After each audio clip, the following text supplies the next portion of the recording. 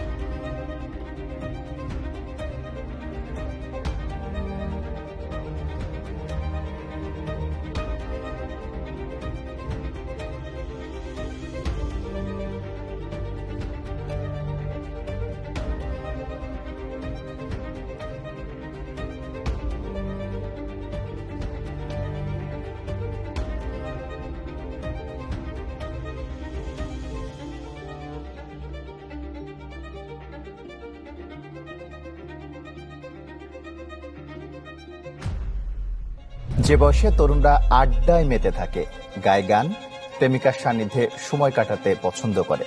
কেউ আশা করে ডাক্তার হবে, কেউ ব্যারিস্টার। ব্যারিস্টার হতে হলে অপেক্ষা করতে হয় বহুদিন, কিন্তু শুনলে অবাক হবেন, মাত্র 21 বছর বয়সে। এই বয়সে, স্বপ্ন দেখার বয়সে একটি তরুণ তার স্বপ্ন পূরণ করেছে। মাত্র 21 বছর বয়সে মাত্র 21 বছর বয়সে বাংলাদেশের সর্বকনিষ্ঠ ব্যারিস্টার স্বপ্নবাজ এক তরুণ সোশ্যাল মিডিয়া স্টার শান। সর্বকনিষ্ঠ ব্যারিস্টার গোলাম মোর্শেদ শান।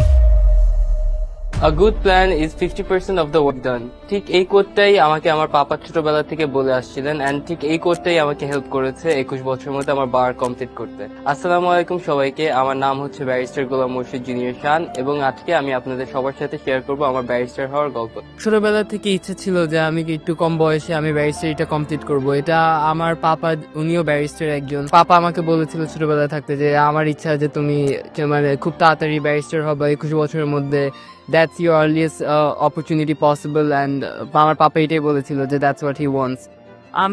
আমাকে আমার প্যারেন্ট স্কুল লাইফে খুবই কম বয়সে ভর্তি করে দিয়েছিল, তো আমি 3 বছরে নার্সারিতে ভর্তি হয়েছিলাম উইলসভিল ফ্লাওয়ারে, এন্ড আমি উইলসভিল ফ্লাওয়ারে পড়েছি স্ট্যান্ডার্ড 8 পর্যন্ত। তো আমাদের স্ট্যান্ডার্ড 7 থেকে মোটামুটি ও লেভেলস এর পড়া শুরু করে দেওয়া হয়। আমি স্ট্যান্ডার্ড 8 শেষ করার পরে আমি ও লেভেলস দিয়ে দিয়েছি। পর আমার আন্ডার গ্রাজুয়েটটা আমি ইউনিভার্সিটি অফ বাকিংহাম থেকে করেছি ইউকে তে। আমার বার কোর্স এন্ড আমার মাস্টার্স আমি দুটাই করেছি বিপিপি ইউনিভার্সিটি লন্ডনে, যেটা আপনার হলবর্নে ক্যাম্পাস আছে।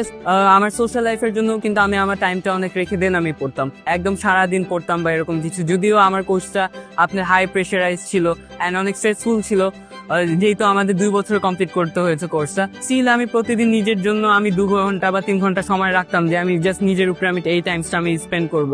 আমার দাদা একজন মুক্তিযোদ্ধা ছিলেন, তো আমার দাদা সবসময় বলতেন যে কিছু ভালো হলে দেশকে সার্ভ করার জন্য। তো আমি ইংল্যান্ড থেকে আমি কমপ্লিট করার পরও আমার এটার জন্য ইচ্ছা ছিল যে আমি বাংলাদেশে এসেই আমি প্র্যাকটিস করব। আমার এখানে আমার দাদার লেগেসিটা, আমার পাপার লেগেসি, আমার দাদাও ল অ্যাডভোকেট ছিলেন সুপ্রিম কোর্টের, পাপাও আমার ব্যারিস্টার। সো আমার এই ফ্যামিলি লেগেসিটাই ধরে রাখার জন্য আমি আসলে বাংলাদেশে ব্যাক এসেছি। অ্যান্ড আমার সেটাই ইচ্ছা যে আমি ইনশাল্লাহ বাংলাদেশের লিগাল সিস্টেমের জন্য যাতে আমি কিছু ভালো কিছু করতে পারি। নিজেকে আমি খুব একটা রেপুটেড লয়ার হিসেবে দেখতে চাই ফার্স্ট অফ অল। অ্যান্ড আমার আসলে বড় হওয়ার সময় থেকে আমাকে ফ্যামিলি থেকে এটাই বলতো যে তুমি সবার আগে ভালো মানুষ হতে হবে। তো আমি আসলে সেটাই চাই যে লাইক প্রফেশনালি একটা রেপুটেড ব্যারিস্টার হিসাবেও যা আমাকে মানুষ চিনুক, অ্যান্ড তার থেকেও বেশি আমাকে একটা ভালো মানুষ হিসেবে চিনুক। থেকে আনন্দের ঘটনাটা আমি সবার আগে বলবো। অবভিয়াসলি আমার সব থেকে আনন্দের ঘটনা এটাই হবে যখন আমি কল নিয়ে আমি আসলাম, এন্ড আমার ফ্যামিলিকে যখন আমি দেখলাম যে সবাই যত প্রাউড ফিল করছে। কারণ সবাই ছোটবেলা থেকে এটাই আমি সবার থেকে শুনে আসছি যে তুমি যখন ব্যারিস্টার হবা। সো সেই তুমি যখন ব্যারিস্টার হবা থেকে তুমি এখন ব্যারিস্টার, এই জার্নিটাই অ্যাকচুয়ালি ওনারা দেখে আসছে অ্যান্ড যখন আমি অ্যাকচুয়ালি ব্যারিস্টার হয়েছি ওনাদের সবার মুখে যে হাসিটা অ্যান্ড সবার ফেসে যে প্রাউড যে একটা ফিলিংটা, সেটা আমি দেখি আমি বলবো যে আমি সবচেয়ে হ্যাপিয়েস্ট হয়েছি। অ্যান্ড অবভিয়াসলি যখন এই জিনিসটা আমরা কনফার্ম করতে পেরেছি যে আমি দেশের ইয়াংগেস্ট ব্যারিস্টার, মানে মানুষজন থেকে আমি যে রেসপন্সটা পেয়েছি, মানুষজন যারা আমার নিউজটা দেখেছেন তাদের থেকে যে ফিডব্যাকটা পেয়েছি, এটা আসলে খুবই ভালো ছিল। অ্যান্ড এটা অ্যাকচুয়ালি আমাকে আরো ইন্সপায়ার অ্যান্ড আরো মোটিভেট করেছে যে ফিউচারে দেশের জন্য আরো কিছু করার।